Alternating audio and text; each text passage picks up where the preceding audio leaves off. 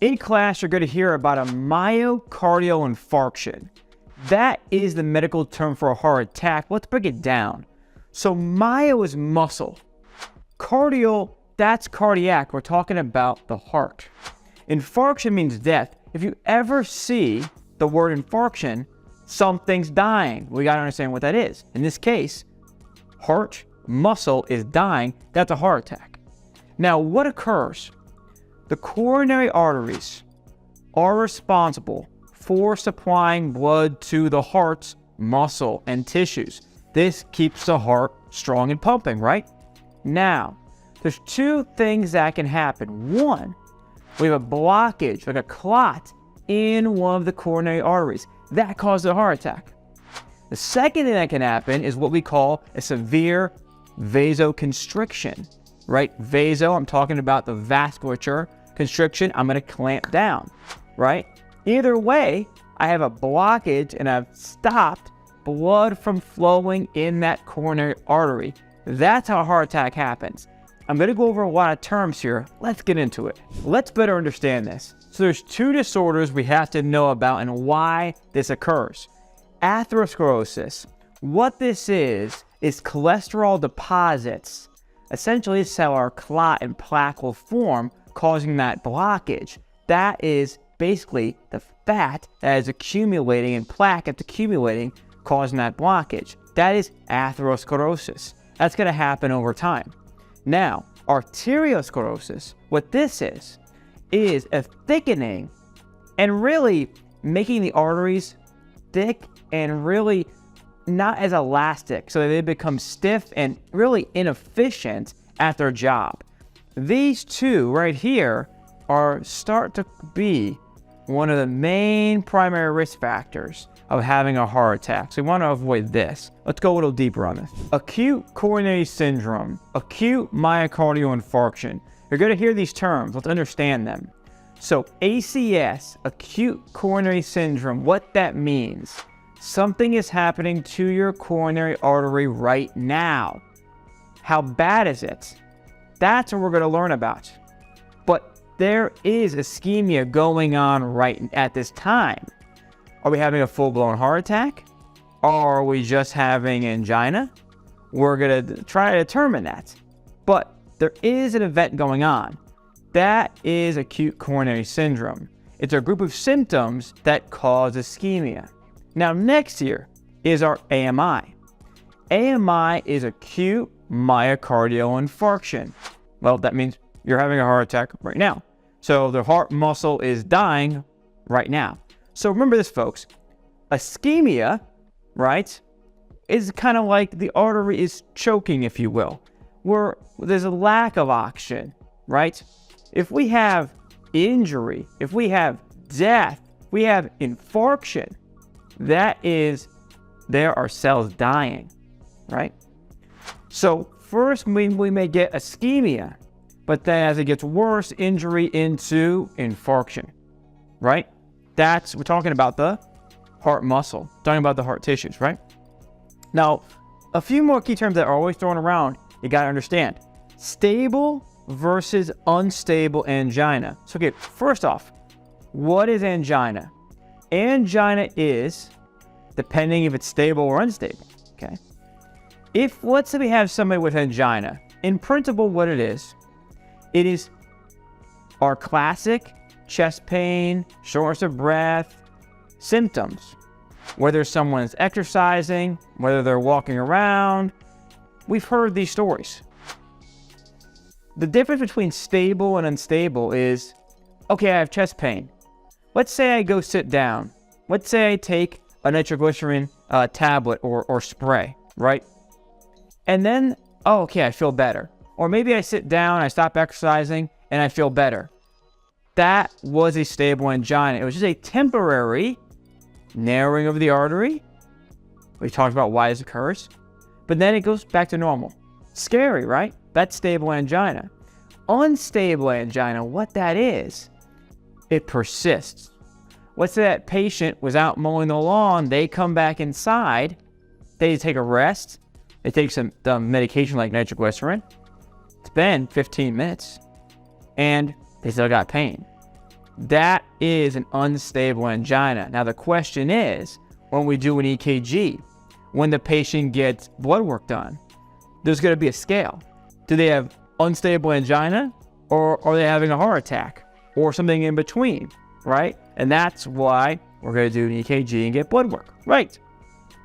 Now the last piece I talked about earlier from this slide here is something called Prinz metal angina. Some people call it a vasospasm angina or vasospasm occlusion. What that is, it's not a blockage. It's the coronary artery clamping down.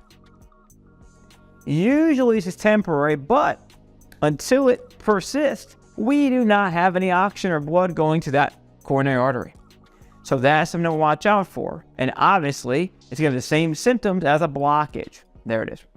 So how do we classify different types of heart attacks? Well, the classification is based upon how we found out about that heart attack. So let me explain. First, we have a STEMI. A STEMI is an ST elevation MI. You're a paramedic in the ambulance, you do an EKG, the EKG shows a heart attack. That patient gets emergently transported to hospital. They go up to a place called the cardiac catheterization lab, aka the cath lab, and they get a stent placed. That is a clear-cut STEMI. The EKG shows the heart attack. Now, what about an NSTEMI? Well, the only thing we change if we put an N in front of it, and the N stands for non-ST elevation MI. Well, the ST elevation is found on the EKG.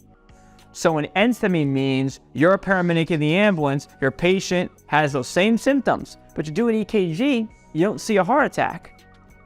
This is where there can be delays in care, because the only way to uncover an NSTEMI is blood work. So blood work shows the MI. When and how is the blood work drawn in the emergency department? So it is said roughly about 20 to 30% of NSTEMI patients needed to go right to the cath lab, but if we're doing STEMI versus NSTEMI criteria, they're sitting down in the ER. Maybe they're getting care, that's great, but they need to go to get an emergent catheterization. This is why there's a new term called OMI. So it's occlusive myocardial infarction. I think about it as kind of in the middle ground between STEMI and NSTEMI, right? The whole goal of this OMI is, okay, you're a paramedic in the ambulance. The EKG is concerning enough between the patient's symptoms, the patient vitals, the patient history, the EKG. It's concerning enough where it's not showing a full-blown heart attack, but it's concerning enough for you to go the sirens to the hospital, and it's concerning enough to get that patient into the cath lab emergently, right? So I wrote here, an EKG is concerning enough to head to the cath lab emergently, right? And what this does is, now your NSTEMI patient doesn't get burned sitting down in the ER, right? This is the idea behind OMI. How do you learn anything in medicine? It's called my 1, 2, 3, 4 method. 1 is, what is it? 2, what are the risk factors? 3, what are the signs and symptoms? And 4, how do we treat it? So number 1, explain to me simply a heart attack, what it is. The coronary artery is either being blocked or it's under severe spasm, the clamp down. One of those two. That's what's occurring, which leads to the heart muscle tissue dying. Number 2, what are the risk factors? And a mnemonic for you, I'll put on the screen right here, is SAD, SAD, CHF. So here it is. Smoking, advanced age, diabetes, high cholesterol, high blood pressure, and family history of cardiac disease or having a heart attack very young, right? Number 3, what are the exact signs and symptoms of a heart attack? Well, you may have heard about pressure, squeezing, crushing, elephant on my chest, pain that goes down the left arm, up into the jaw, onto my chest. Yes, that's correct. But what about some of the sneaky ones? Well, there's shortness of breath. There's nausea, vomiting.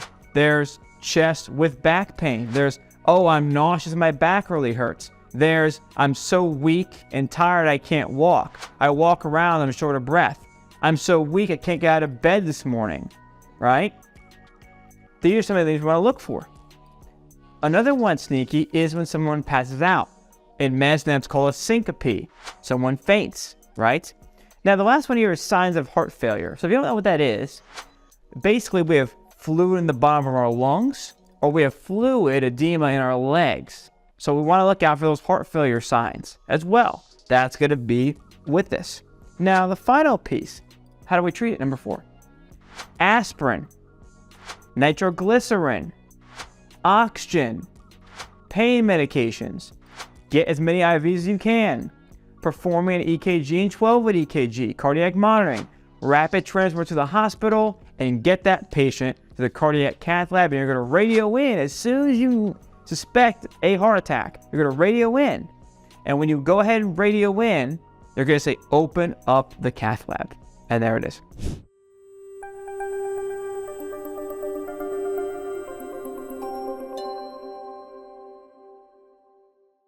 You're going to hear about systole and diastole. You're going to hear about systolic blood pressure and diastolic blood pressure. What does this actually mean, right? So obviously with a blood pressure, we have a top number and a bottom number.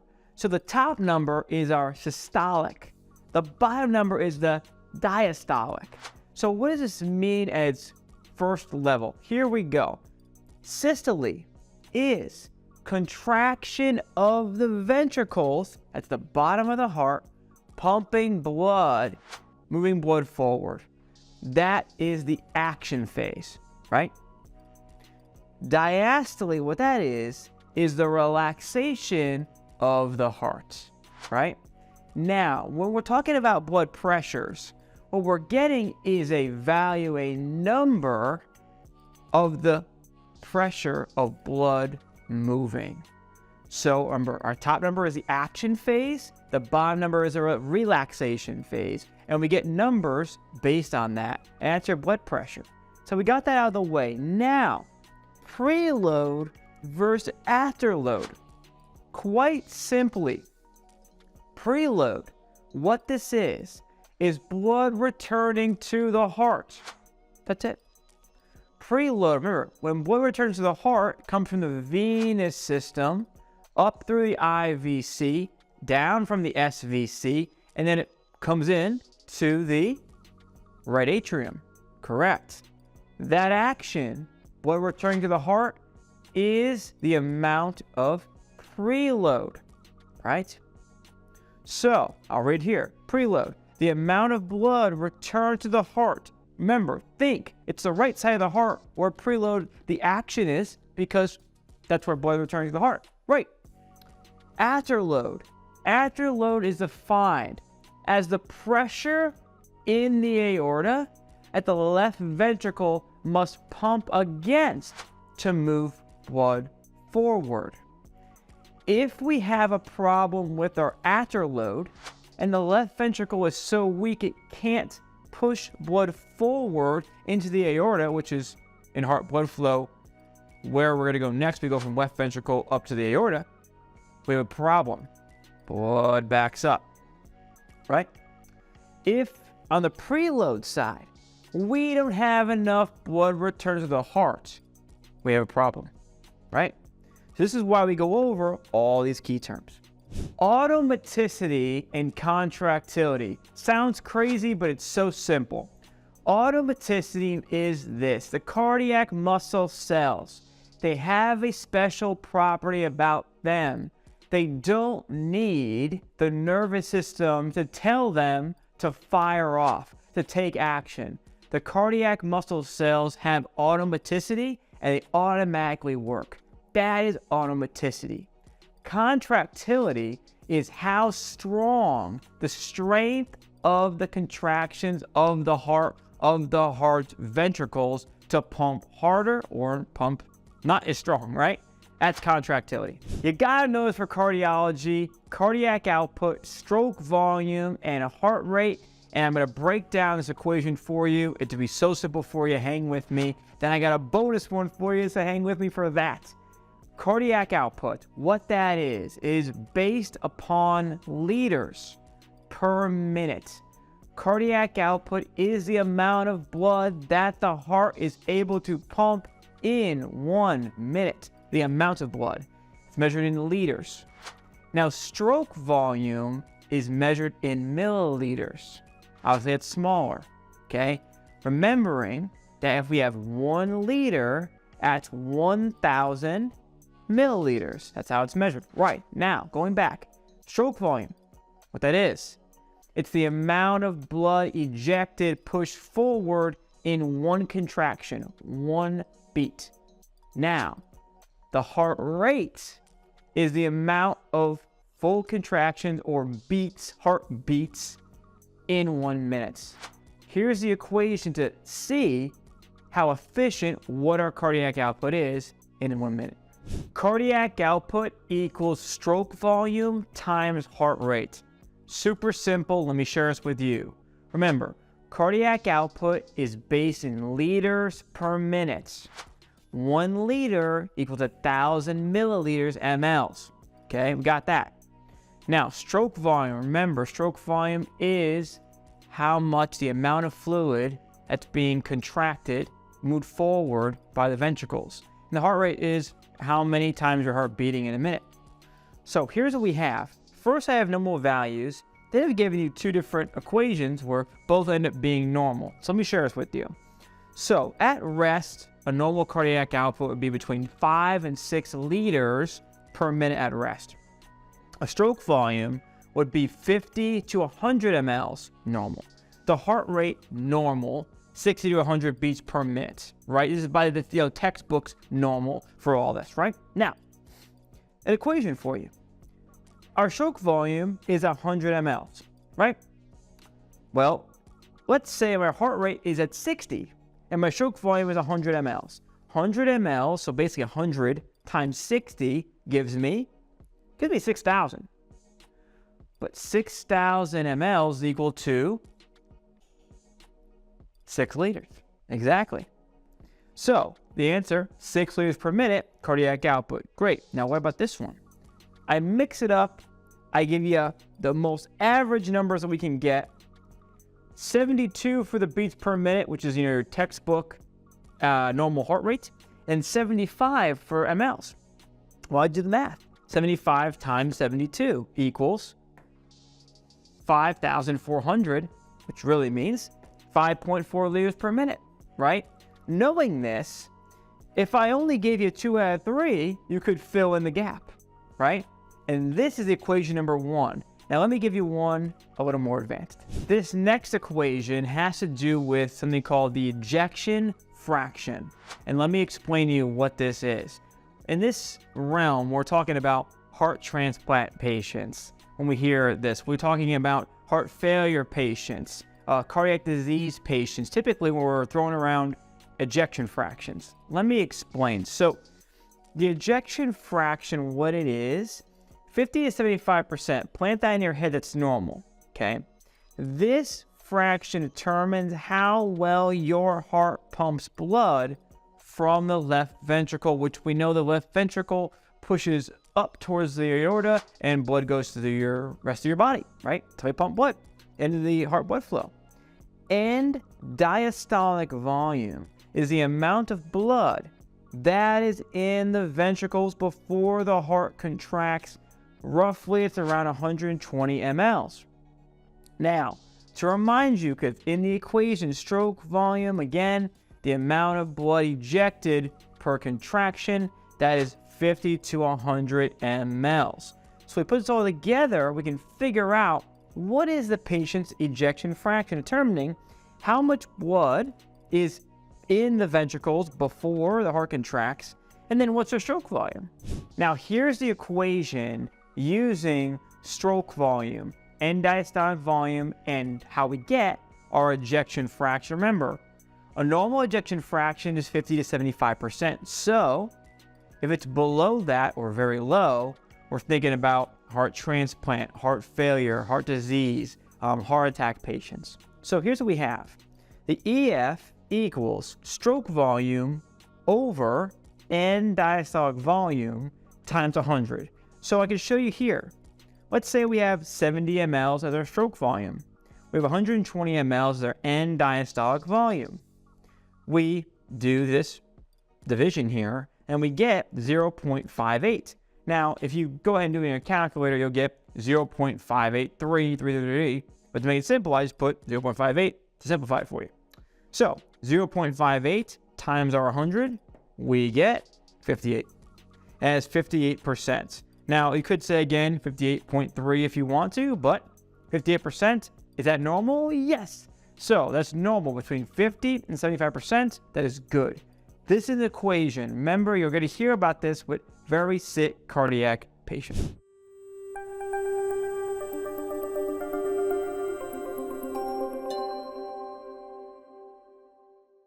Now, what do I mean by a sneaky stroke? Well, most strokes, the majority, are going to attack the middle cerebral artery.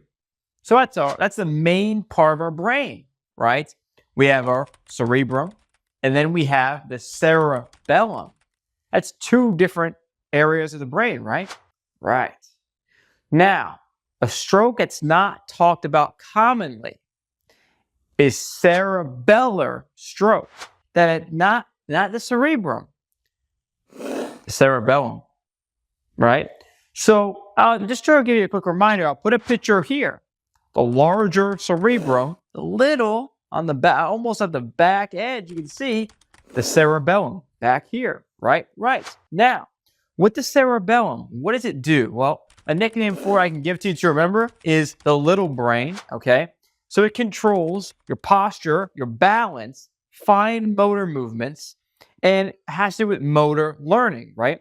It's all about motor and your positioning, coordination and movement. That is the normal, action of our cerebellum.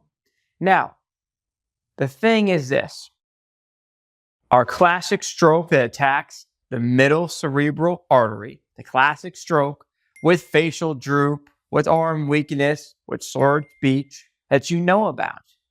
That classic stroke, there are symptoms. There can be some overlap, but there are signs and symptoms that will occur in this type of stroke that you need to be aware of, because it might not be the classic stroke symptoms, but someone's having a cerebellar event. Let me explain. So we have our classic be fast mnemonic. That's our classic stroke mnemonic. It's great. But from now on, I want you to add some extras to this mnemonic so we pick up on a cerebellar stroke. Here we go. Here's our classic. Here's my plus sign. And here are extras. So let's go through all this. So make sure we're on the same page. Be fast. Classic. We're looking for a stroke. So B is for balance.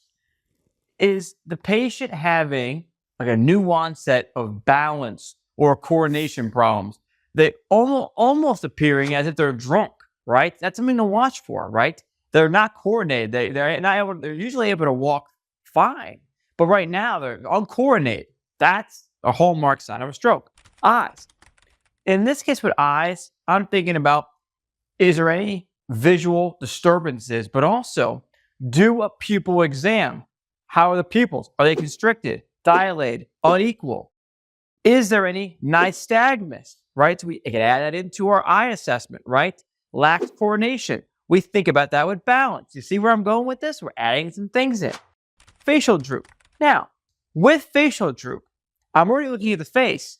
What else is right next to my face? My head. Does the patient have a severe headache, right? Think about that. Facial droop means one side of the face is drooping, so we have unequal. So tell the patient to smile, and it's unequal. That's facial droop. It's a classic stroke. These are our signs and symptoms of a cerebellar stroke. You see where I'm going with this? So just think about these things. The old arm drift test.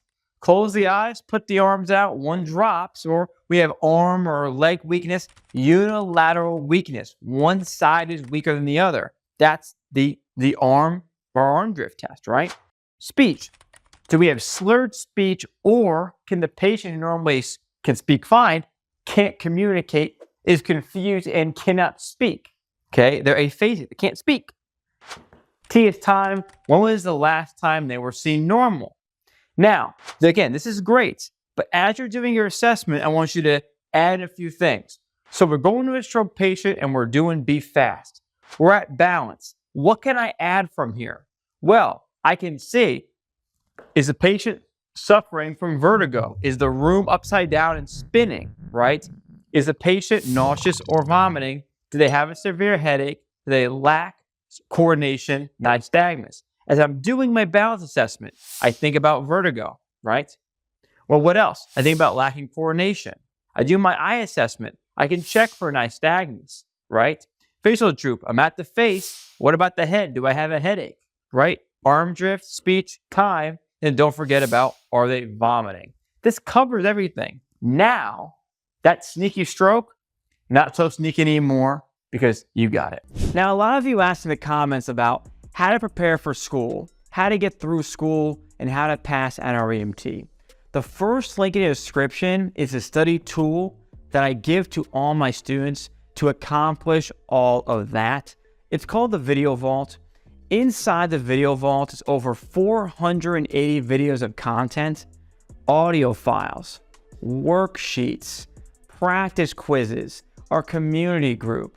What I do in the Video Vault is take all the concepts you need to know to pass school at NREMT, and I break them down simply for you, so that way you just follow along with the videos, you follow the study plan, and you pass. I give my students lifetime access in the first link in the description, and I'll see you on the inside.